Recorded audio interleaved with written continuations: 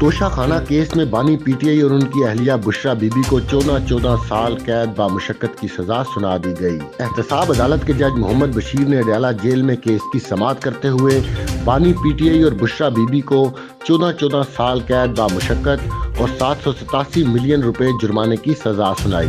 عدالت نے بانی پی ٹی آئی اور ان کی اہلیہ کو 10 سال کے لیے کسی بھی عوامی عہدے کے لیے نااہل قرار دے دیا۔ جج محمد بشیر نے بانی پی ٹی آئی سے سوال کیا کہ آپ نے اپنا 342 کا بیان جمع کرایا ہے؟ بانی پی ٹی آئی نے جواب دیا کہ میں نے بیان تیار کر لیا ہے، اپنے وکلا کے آنے پر جمع کراؤں گا۔ بانی پی ٹی آئی نے سزا سنائے جانے کے بعد جج سے کہا کہ آپ کو اتنی جلدی کیوں ہے؟ میرا بیان میرے کمرے میں ہے، مجھے تو صرف حاضری کے لیے بلایا گیا تھا۔ بانی پی ٹی آئی کمرہ عدالت سے واپس چلے گئے۔ جیل حکام نے عدالت کو آگاہ کیا کہ بانی پی ٹی آئی کمرہ عدالت میں واپس آنے کے لیے تیار نہیں۔ سماعت کے موقع پر بشرا بی بی عدالت میں پیش نہیں ہوئی۔ بانی پی ٹی آئی کو سائفر کیس میں بھی 10 سال قید بامشقت کی سزا سنائی گئی تھی۔ محمد علیم الدین، حق نیوز۔